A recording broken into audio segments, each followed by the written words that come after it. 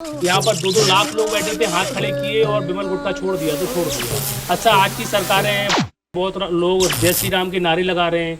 कई लोग तो अंध भक्ति में ऐसे घूम रहे हैं कि उनको दिख ही नहीं रहा है कि राज व्यवस्था क्या होती है और संत व्यवस्था क्या होती है, संत क्या देते हैं। तो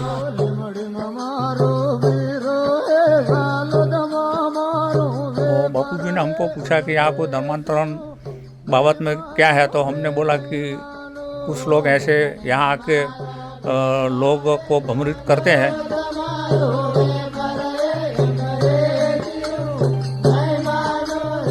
तो ऐसा क्या परिवर्तन मोदी जी कर सकते हैं? इस देश में सेवा के नाम पर ढिंढोरा पीटने वाली सरकारें क्या ऐसा परिवर्तन कर सकती हैं?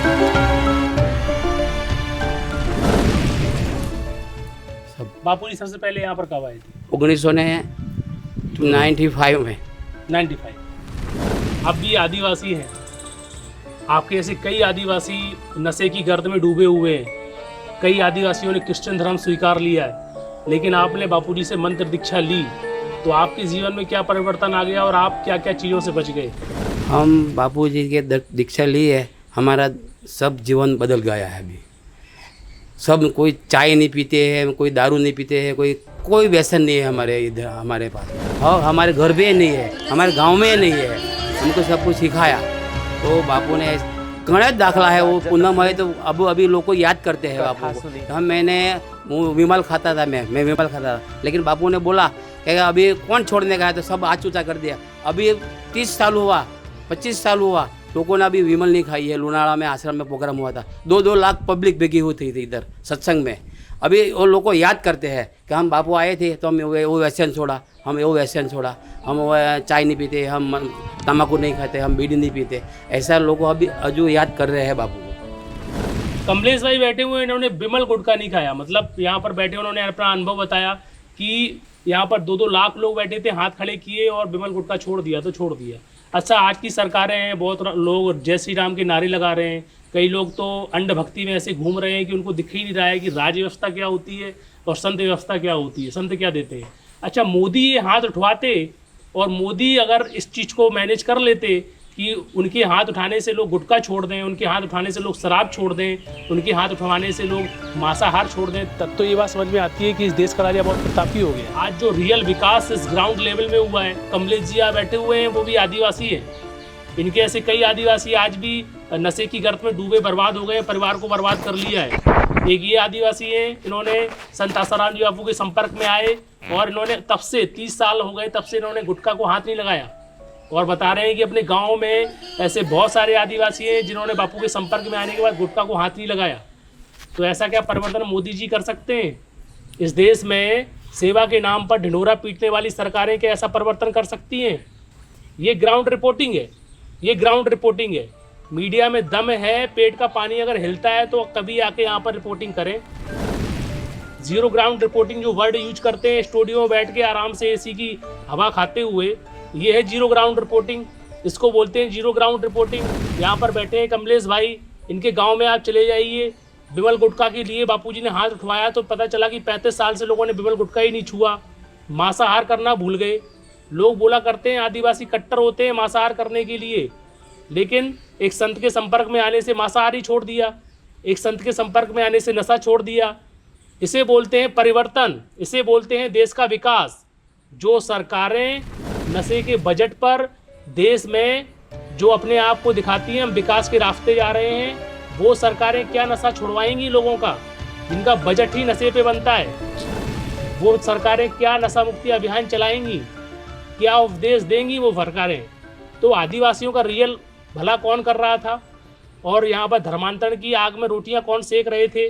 आज बापूजी यहाँ पर नहीं है, तो यहाँ के हालात आप बताइए, क्या नुकसान हुआ? कमलेश जी, बापू के ना रहने से यहाँ क्या नुकसान हुआ?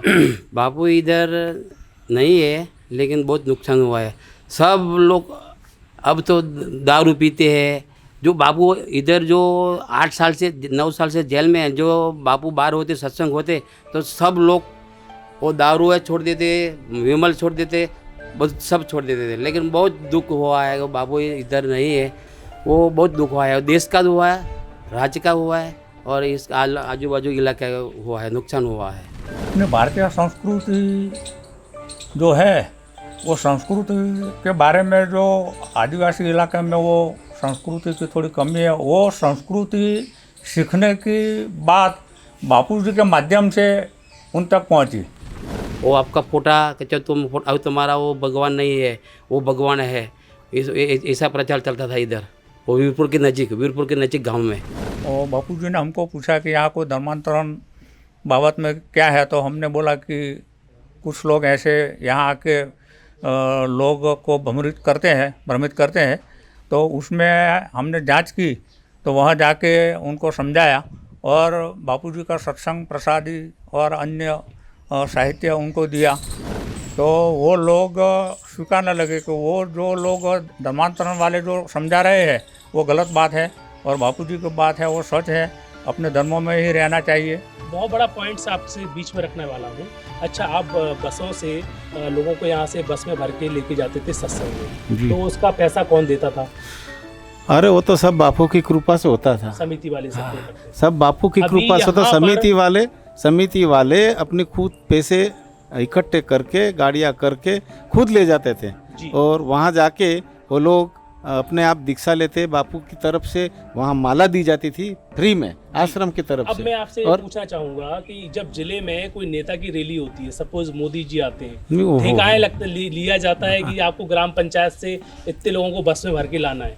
एक वो सरकार का बजट खर्च होता है और वो आदिवासी बस में भर के जाते हैं, वहाँ पर नारेबाजी होती है, बहुत सारी बातें बताई जाती हैं कि हम तुम्हारे लिए डुबकी मार के डूब मरेंगे, तुम्हारे विकास के लिए, आदिवासियों के विकास के लिए नेता बोलते हैं हम डूब मरेंगे डुबकी मार के।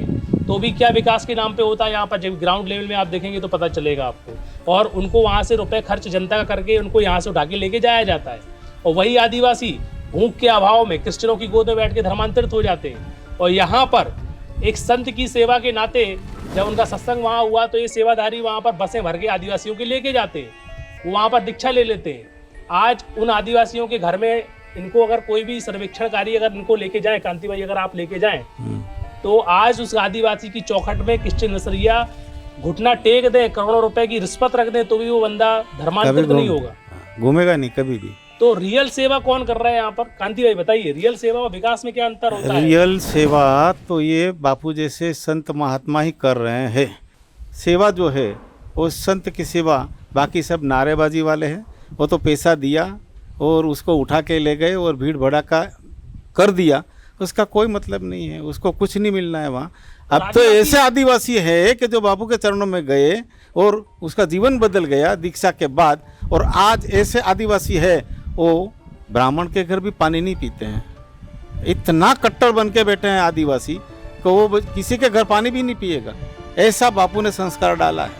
तो ये सब बातें हैं विकास की, तो मैंने पहले ही बता दिया है कि वो विकास किसको बोलते हैं, विकास कब हो सकता है और विकास कौन करेगा। विकास तो महापुरुष करेगा, महापुरुष के सिवा और कोई नहीं कर सकता है, क्योंकि वही एक उदार दिल है। अभी की जो राज्य व्यवस्था है उस राज्य व्यवस्था के ऊपर धर्म सत्ता जब तक नहीं आएगी तब तक ये सब विकास की बातें ये गलत है और व्यवस्था की बातें भी गलत है। क्यों दारू आता है, कहाँ से आता है, दारू कौन बनाता है, दारू क्यों बनाना पड़ता है, और दारू का धंधा, दारू की फैक्ट्रियाँ क्यों कहाँ लगी है, उसको खोद दो, उसको बंद करो, वो तो कोई करता नहीं है। और बोले हमने व्यसन मुक्ति कर दी, नशाबंदी अभियान चला दिया, बस सब बातें गलत है साहब, कोई बात नहीं। आपको 9 साल हो गए? हाँ, यहाँ पे 9 साल हो गए संभालती व्यवस्था। हाँ, संभालते।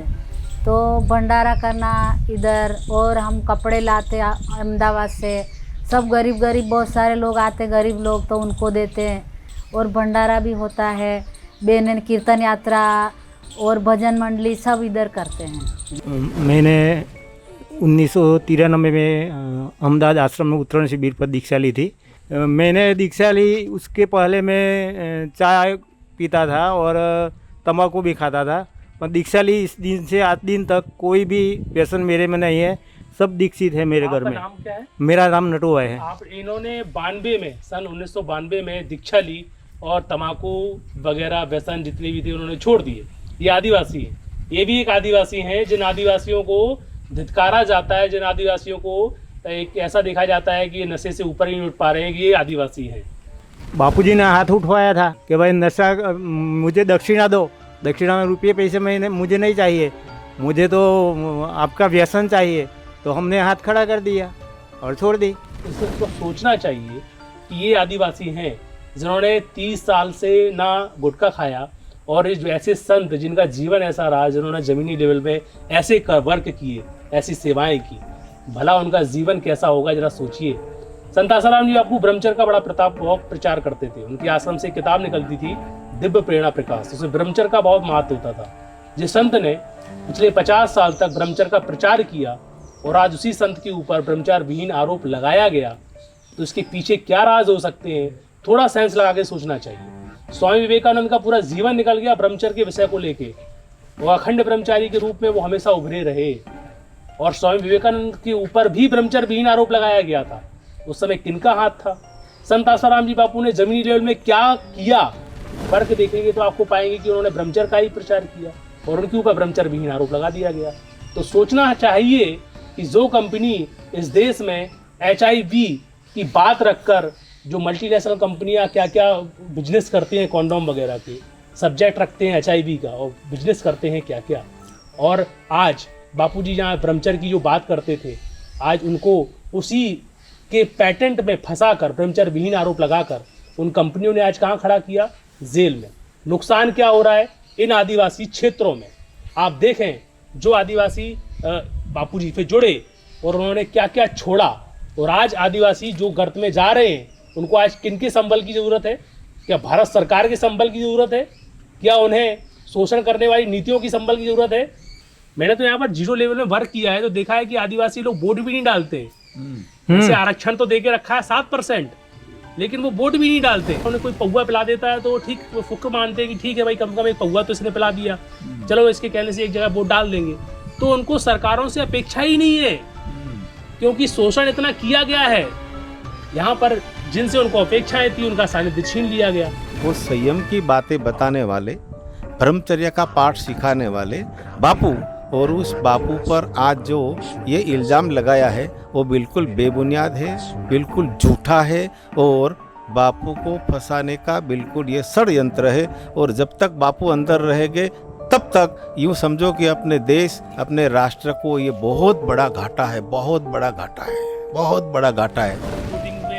जो चर्चाएं कर रहे हैं, इसे हम शुद्ध भाषा में बोलें ज़मीनी लेवल की चर्चाएं, क्योंकि ये सब ज़मीनी लेवल के लोग हैं, क्योंकि इनके यहाँ घर हैं, कोई 30-30, 40-40 साल से संत आसाराम जी बापू से जुड़ा हुआ है, जो रियल आदिवासी क्षेत्रों की ग्राउंड रिपोर्टिंग से दिखा रहे हैं। हम कुछ लोगों के घर में भी जाएंगे, हम उनको भी जीवन चित्रण आपको दिखाएंगे कि आखिर वो भी आदिवासी हैं, उनका जीवन शैली कैसी है, वो आखिर उनके जीवन में क्या क्या परिवर्तन आया संत आसाराम जी बापू से जुड़े। तो दोस्तों, ये चर्चा हुई और इस चर्चा का सार यही निकला कि क्या परिस्थितियाँ आज बनी हैं और क्या परिस्थितियाँ कल थी, और सेवा के नाम पर कौन रोटियाँ सेकता रहा और क्या